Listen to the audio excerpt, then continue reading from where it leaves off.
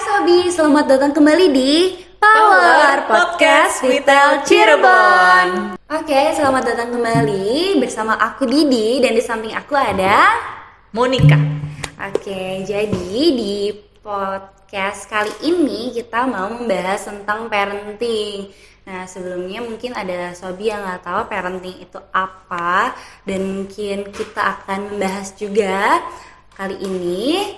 Terus, oke, karena kita membahas tentang parenting, pastinya oleh orang yang sudah berpengalaman ya dalam mengurus anak. Jadi, Monik ini seorang ibu ya Mbak ya? Betul sekali. Betul, berarti. Nah, untuk parenting sendiri itu kan pola pengasuhan tuh Mbak. Nah, kalau Mbak Monik sendiri, menurut Mbak Monik, bagaimana sih pentingnya parenting style sendiri di dalam pengasuhan anak gitu Mbak? Parenting style ya. Mhm. Oke, aku sendiri kan ibu ya. Ibu, kebetulan anakku tuh 2, Mbak. Oke. Anak saya tuh 2. Mungkin kalau usia ya, dari usia anak pertama itu 4 tahun dan anak kedua aku tuh 2 ya. Jadi total 4 tahun lah ya. 4 tahun aku menjadi ibu gitu ya, menjadi seorang ibu. Kalau parenting style sendiri, menurut saya ya itu sebuah kesepakatan saya sama suami ya, pasangan partner kita.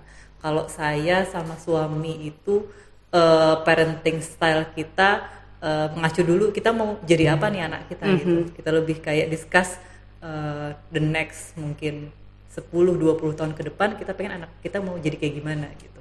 Kebetulan kalau kita memang sepakat anak kita pengen anakku tuh cewek dan cowok, kita nggak pernah bedain gender Mbak. Oke. Perlakuan itu yang pertama kita anggap mereka sama gitu. Mau cewek mau cowok, kita selalu menerapkan pengen jadi anak yang tujuannya tuh yang pertama mandiri gitu. Mandiri, kemudian bermanfaat buat orang lain, buat masyarakat yang pertama. Jadi dari situ kita pengen 20 tahun ke depan anak kita nih cewek dan cowok pengen seperti ini gitu. Pengen jadi anak yang mandiri, pengen yang bermanfaat buat orang lain, buat masyarakat. Oke, kalau tujuan kita ke arah sana, visi kita ke arah sana, oke kita mundurkan nih dari mulai dia bayi gitu. Dari mulai dia bayi, pengasuhan seperti apa ya.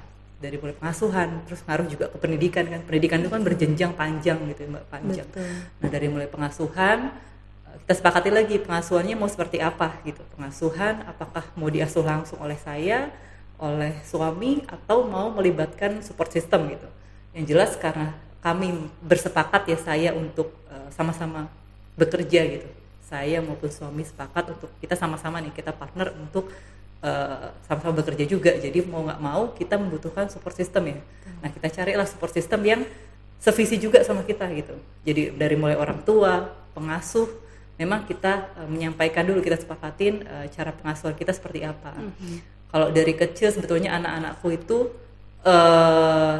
karena mungkin masih baru masuk TK yang satu ya, satu itu TK meskipun pendidikannya sudah mulai playgroup, yang satu juga masih 2 tahun ya, masih playgroup lah kayak gitu. Kita sepakati bahwa memang kita pengen anak kita mandiri, jadi kita latih mereka itu punya tanggung jawab gitu Mbak, meskipun dari usia balita, dari hal-hal sederhana. Yang pertama memang harus punya tanggung jawab, sesederhana dia harus ngeberesin mainan dia sendiri kalau habis main, oke, sesimpel itu. Atau sesederhana disiplin Mbak, after dia punya tanggung jawab dia harus punya disiplin.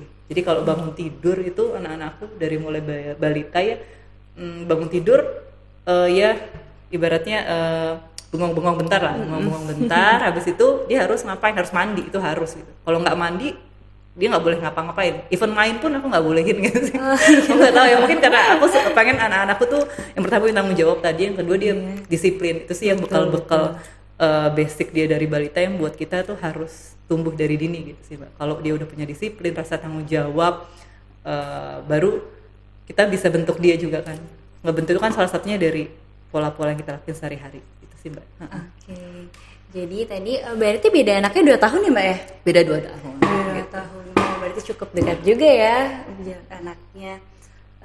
Berarti tadi Mamun ingin menjadi anaknya menjadi anak yang disiplin dan mandiri dan biasanya mulai dari kecil gitu ya. Berarti tapi untuk membiasakan anak seperti itu gimana sih Mbak? Kan biasanya anak-anak kan masih pengen suka ini ya, sesukanya kadang-kadang belum paham. Gimana sih Mbak cara Mbak memberi pengertian kepada mereka kalau memang harus seperti ini rules-nya gitu. Kalau pengertian ya, sebenarnya dari kecil sih Mbak, itulah kesempatan kita membentukkan anak itu, bayi ya, anak itu dari mulai bayi itu kan dia terbentuk dari lingkungan gitu Pak, ya. Dari lingkungan, dari apa yang kita terapkan dia hari demi hari. Kan anak itu dia kan nggak tahu sekarang waktunya ngapain gitu.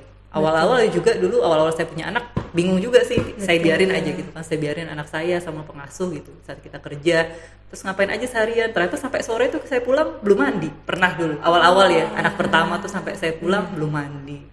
Alasannya nggak mau mandi gitu, ngeyel gitu kan segala macam. Tapi udah main, udah ngapa-ngapain nggak jelas gitu. Akhirnya perlahan lah ya kan, parenting juga kita kan belajar juga ya. Betul. Saya juga pernah mengalami masa-masa pertama kali menjadi ibu, pasangan saya juga pertama kali menjadi ayah gitu. Jadi ya kita discuss, oh ternyata begini anak.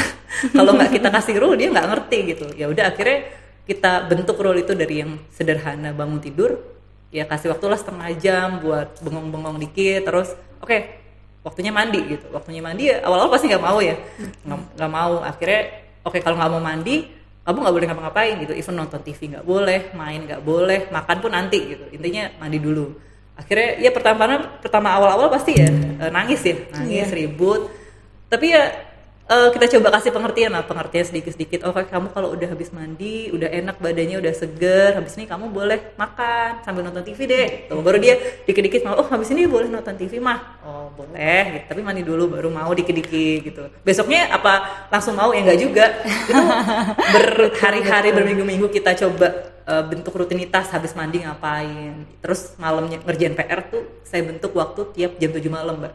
Kan dia kebetulan sudah playgroup ya, dari playgroup tuh ada tugas gitu, ada tugas yang memang tujuannya sebetulnya membentuk disiplin itu tadi.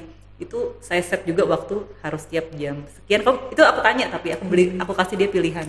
Kamu pengen ini ada tugas nih dari sekolah kamu gitu. Tugasnya tuh ngitung, kebetulan dia suka ngitung gitu. Kamu pengennya jam berapa ngerjain? Itu saya beri dia pilihan juga sih. Jadi selain ada rutinitas yang saya bentuk gitu, tapi ada juga yang rutinitas yang saya mau dia memilih sendiri. Seperti sesederhana mau ngerjain PR jam berapa, PR itu apa mas, terus saya jelasin, oh kayak gini, iya suka gitu, oke kamu mau jam berapa, dia ngeliatin jam 7, oke setiap jam 7 ya gitu. Jadi itu saya tagih, meskipun awal-awal dia nggak ngeh, tapi akhirnya kesini-sini dia tiap jam 7 dia nanya, mah PR aku mana gitu, dia sendiri yang nanya gitu. Buat saya itu udah buat anak kecil ukuran 4 tahun dia bisa bangun tidur, bisa minta mandi sekarang, atau tiap jam 7 malam minta PR kayak gitu. Minta PR-nya nggak ribet sih, cuman yang sesederhana latihan megang pensil apa kayak gitu. Buat saya itu udah step-step sederhana yang on the track lah buat saya gitu. Oke, berarti itu membiasakan dari kecil itu penting banget ya untuk memberi rules, karena awal-awal pasti juga sebagai ibu baru kita kurang paham ya Mbak, karena semua pasti ada pertama kalinya ya. Saat pertama itulah kita jadi belajar kita harus gimana nih ya ke suami gitu kan, ke pasangan harus gimana. Itu dari yang sesederhana mandi ya, mandi atau makan gitu. Itu dan banyak hal lain yang mungkin perlu sambil jalan itu kita akan ngalamin saat pertama, oh ternyata gini, terus kita discuss lagi nih harus gimana, mungkin seperti itu Mbak. Oke, tapi kalau misalnya untuk seperti tadi itu Mbak ada ini nggak sih, kayak misalnya belajar dari siapa atau bertanya pada siapa gitu, atau based on discuss berdua sama pasangan gitu? Ya kalau terkait parenting ya di rumah itu kebetulan karena saya sama suami tinggal berdua ya Mbak ya, benar-benar merantau lah di Cirebon ini, kita benar-benar nggak ada keluarga gitu, keluarga even nggak ada, orang tua kita di luar kota semua. Jadi mau nggak mau kita benar-benar partner gitu. Saya menganggap suami saya, termasuk suami saya juga menganggap saya benar-benar partner gitu. Kita tim, kita mitra, semua kita discuss ya sama suami gitu. Kalau saya berprinsip, saya dan suami ya kita bangun negara sendiri berarti. Kalau nikah itu ya kita bangun negara sendiri, kita tinggal berdua gitu. Kebetulan memang karena Tuhan menempatkan saya di sini berdua gitu Mbak. Awalnya nggak ada siapa-siapa, tanpa keluarga, ya partner saya suami. selebihnya support system saya menyesuaikan dengan apa yang kita Oke. minta gitu. Berarti semuanya discuss sama suami ya Mbak ya. Oke, berarti peran orang tua dalam mendidik anak itu penting banget ya Mbak ya. Iya, pasti. Oke. Nah, Monik sendiri kan bekerja ya Mbak ya. Lalu upaya apa sih Mbak yang Mbak lakukan dalam mengontrol keseharian anak gitu saat sedang bekerja? Oke. Mengontrol ya keseharian anak. Maksudnya ketika aku kerja Iya, gitu ya. memonitoring sehari Oke, gitu. oke. Mungkin yang pertama ini dulu kali Mbak, kadang tuh kalau yang aku banyak dapat insight dari teman-temanku yang kerja terus, aku kan kerja dulu ya, kerja Iya. dulu baru punya anak gitu ya. Oh gitu. Banyak teman-temanku yang juga yang jadi kadang tuh seorang ibu bekerja tuh banyak yang merasa bersalah gitu ya. Merasa bersalah meninggalkan anaknya tanpa dia kan, karena harus bekerja mau nggak mau ya. Betul. Kalau buat saya itu bekerja atau tidak itu kan pilihan ya Mbak ya. Mungkin ada plus dan minusnya, semua sudah atas pertimbangan dengan pasangan gitu. Tapi kalau buat saya gitu, karena saya dan suami memilih memang untuk sama-sama berkarya gitu kan. Buat saya poin pertama yang harus dimiliki seorang ibu tuh harus yakin gitu, dan jangan merasa bersalah kalau apa yang kita lakukan dengan kita bekerja itu banyak loh sebenarnya, banyak sekali hal yang dengan kita bekerja ini kita bisa memberikan suatu contoh ke anak kita gitu. Maksudnya di sini kayak anak kita tuh kan, anak itu melihat mencontoh ya Mbak, mencontoh Betul. apa yang orang tua lakukan gitu. Betul. Dari hal-hal kecil lah mungkin di rumah, hal-hal sepele pun dia mencontoh, termasuk ketika seorang ibunya, orang tuanya itu bekerja gitu, dia akan mencontoh apa gitu dalam sisi dari hal sesederhana, oh, mamaku tuh ternyata berkarya ya, dia ternyata nih mama punya mimpi gitu, mama masih berusaha, even punya kamu nih, mama masih berusaha mewujudkan mimpi kita gitu, mimpi mama, mimpi keluarga kita, terus istilahnya mama berkarya, mama ingin bermanfaat nggak cuma untuk keluarga, untuk kamu, tapi untuk masyarakat gitu. Aku pengen anak-anakku tuh mengambil contoh itu dari seorang ibunya gitu, atau bahkan dari orang tuanya. Itu sih yang pertama, ibunya harus yakin dulu ya. Iya. Karena kalau ibunya setengah-setengah hati, kadang ada seorang ibu mungkin setengah hati, aduh kerja merasa bersalah, akhirnya kerja juga nggak maksimal, Betul, kerja nggak betul. maksimal, mikirin anak, pas di rumah juga serba salah gitu. Kalau saya sih berprinsip ya, kita harus yakin dulu dengan saya yakin nih saya bekerja memang untuk memberi contoh juga ke anakku nih. Anakku melihat ibunya bekerja dengan totalitas gitu, ibunya bekerja dengan baik. Itu sih poin penting juga buat anak saya, supaya anak saya bisa kelak bisa bermimpi juga. Karena buat saya seorang anak itu harus kita latih bermimpi sih, supaya dia kayak punya ambisi untuk mencapai sesuatu. Nah dari situ ketika seorang ibu udah yakin dengan apa pilihan dia, akhirnya dia ketika bekerja dia bisa sepenuh hati, tapi nggak lupa juga monitor anak. Nah setelah kita punya rasa percaya ya, rasa yakin itu, kita totalitas. Nah terus kalau bekerja pasti nggak luput dari support system ya Mbak ya. Betul. Apalagi seorang ibu bekerja. Nah support system itu yang paling utama sih. Kebetulan saya dan suami karena orang tua jauh, jadi support system utama kami asisten, dalam hal ini asisten rumah tangga ya. Oke. Dalam hal ini sih pengganti sementara ketika saya dan suami saya bekerja gitu. Jadi bukan dia mengasuh sepenuhnya. Jadi prinsip kami, dia menggantikan saya menjaga anak-anak, mendidik anak-anak saya ketika saya dan suami tidak di rumah gitu. Dan pola yang saya lakukan itu sebenarnya pengasuh saya itu juga dari awal itu saya kasih kepercayaan, saya ajarin, ada feedback timbal balik, dia sudah bisa mengurus anak. Nah dari situ kita tetap monitor gitu, dari mulai di kantor pasang CCTV, misal sesederhana itu CCTV untuk ngontrol keseharian anak, atau kalau siang kita rajin video call sama anak, sesimpel itu sih. Tapi terus begitu pulang, prinsip saya sama suami begitu pulang kerja, kita langsung bener-bener pengasuh itu nggak pegang anak sama sekali gitu. Jadi supaya bonding yang tadinya hilang itu selama pagi sampai sore, malamnya bisa dapat sama kita gitu. Capek sih memang, cuman ya memang itu kan pilihan ya Mbak ya. Betul. Karena capek itu ya itu, jadi kita punya waktu dari mulai kita bangun tidur sampai kita berangkat kerja, sisanya malam kan. Mana lagi gitu Mbak, sama weekend itu yang bener-bener malam itu Mbak saya udah Mbak istirahat gitu, atau ngerjain yang lain lah gitu. Saya benar-benar sama anak gitu, even dia makan atau apa itu saya sama suami penuh gitu Mbak. Mungkin itu sih. Oke, jadi begitu cara memonitoring keseharian anaknya Mbak ya, dengan cara mungkin ini juga bisa diambil untuk sobi di rumah yang menjadi ibu, yang sudah menjadi ibu, mungkin pasang CCTV dan meminta bantuan support system gitu ya Mbak ya. Oke, berarti kita udah bahas gimana caranya memonitoring dan gimana visi misi dan memonik beserta pasangan dalam mendidik anak nih. Nah, berarti kan sudah 4 tahun ya Mbak ya, Mbak memiliki anak gitu. Gimana sih Mbak susah senang ya punya anak dalam apalagi sambil bekerja gitu Mbak? Susah senangnya dulu mungkin apa ya, awal-awal dari mulai hamil itu kan kehamilan, kalau saya ya kehamilan saya nggak semuanya berjalan lancar gitu Mbak. Betul. Ada yang melalui proses keguguran pernah gitu karena kecapean ya, itu tuh momen banget yang agak lumayan bikin drop lah, keguguran. Terus sempet pas hamil lagi pun hamilan saya nggak smooth gitu Mbak. Nggak boleh terlalu banyak kecapean juga kayak gitu-gitu. Itu yang benar-benar proses kehamilan itu yang menurut saya itu waktu itu berat ya. Nah ternyata pas setelah memiliki anak ternyata banyak proses yang memang menurut saya waktu saya dan suami baru pertama jadi orang tua itu lumayan kaget ya. Kaget dari mulai, saya pikir dulu cuti melahirkan 3 bulan itu kita bisa wah bahagia nih cuti ya. Iya. Ternyata itu justru saat-saat pertama jadi orang tua itu wah lumayan shock ya. Sama suami harus begadang hampir 2 bulan penuh gitu ya, terus harus menyusui gitu sih. Itu suka dukanya yang memang menantang, tapi ya puji Tuhan suami saya memang pasangan saya sangat-sangat menjadi apa ya, sangat-sangat membantu gitu Mbak, dari mulai saya hamil, melahirkan sampai begadang-begadang itu semua suamiku nemenin gitu. Even tidur malam pun gantian gitu, semua ganti popok, semua itu kita benar-benar belajar sama-sama gitu Kak. Karena waktu kan zaman Covid ya. Oh gitu.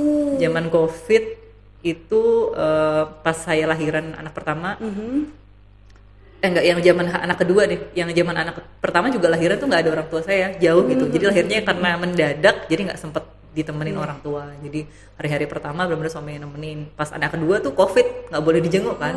Suami orang tuaku dua-duanya jauh, jadi benar-benar ngurus sendiri aja semua. Nah, itu sih Mbak. Sampai nyusuin, terus yang menantang tuh sambil kerja itu nyusuin sih ya. Nyusuin di tempat kerja nih berarti kan harus pompa ASI ya. Mau nggak mau kalau jadi ibu kita bawa pompa ASI, bawa kantong, hampir setiap 1,5 jam 2 jam sekali izin kerja gitu Mbak. Izin buat mompa. Kalau ya nggak sih 8 jam sehari itu aku mompa bisa 4-5 kali di kantor ya. Itu kan perjuangan ya, perjuangan ibu itu tantangan tapi berkesan gitu sih. Berarti adaptasinya juga ini ya Mbak ya, penting banget. Oke, berarti dengan berbagai macam pengalaman yang sudah Mbak Monik lalui ini, mungkin Mbak Monik bisa memberikan tips untuk ibu-ibu sobi nih di rumah, gimana sih caranya bisa menjadi ibu tadi, membagi waktunya dengan anak dan juga bekerja gitu Mbak. Tips ya mungkin relate sama yang tadi saya sampaikan, ibu-ibu yang memang memilih untuk bekerja gitu ya, karir. Pertama, yakinlah itu bermanfaat, bukan cuma buat keluargamu, buat masyarakat, anakmu juga melihat gitu, anak kita itu mencontoh kita. Jadi yakinlah dengan kita bekerja, berkarya, kita yakin dan percaya bahwa anak kita mencontoh. Itu yang pertama sih. Kemudian tips yang kedua tadi support system ya Mbak ya. Iya. Support system, kita discuss, ajak pasangan untuk kalau memang pasangan belum mengerti diajak diskusi gitu. Yuk wanita harus berani speak up, kita ajak diskusi. Suami mungkin nggak langsung mengerti, mungkin nggak langsung memahami, tapi berjalannya waktu ketika kita saling menghargai satu sama lain dengan pasangan, dia akan ngerti gitu. Tapi ngomongnya bagus gitu ke pasangan. Beb, yuk kita barengan nih, jaga yuk, aku capek nih, yuk gantian dong gitu ya, sesederhana ngomong tapi ngomongnya bagus. Kan kadang kita sebagai istri kadang ngomongnya juga ini kan ya, hampir ngomel gitu ya. Itu coba berkomunikasi yang baik dengan support system gitu. Kan pasangan juga support system ya, kadang komunikasi kita tuh nggak baik jadinya berantem aja. Nah itu sih buat ibu bekerja ya. Terus yang ketiga, sebisa mungkin bonding yang hilang selama kita bekerja itu kita ganti gitu. Ketika kita pulang itu sebisa mungkin, kalau saranku sih semua pekerjaan mengurus anak ketika pulang nyampe kantor itu ya kita sama suami gitu. Weekend apalagi gitu ya, meskipun kadang weekend atau malam sambil kerja ya nggak apa-apa sambil ngurus anak gitu kalau saya ya, karena itulah nggak ada pilihan lagi kan, maksudnya kapan gitu waktu tinggal sisa waktu itu. Mungkin itu sih Mbak. Oke, mungkin itu ada beberapa tips dari Mbak Monik untuk ibu-ibu bekerja di sana. Semoga tipsnya bermanfaat. Oke, mungkin itu saja pembahasan kita hari ini tentang parenting. Semoga teman-teman bisa mengambil baiknya dari video kali ini. Oke, mungkin kita akhiri saja sampai di sini. Jangan lupa like, Subscribe. komen, dan share ke teman-teman. Sampai jumpa lagi. Dadah! Untuk berlangganan, bisa scan barcode dan klik link di description box di bawah ini. Dan jangan lupa subscribe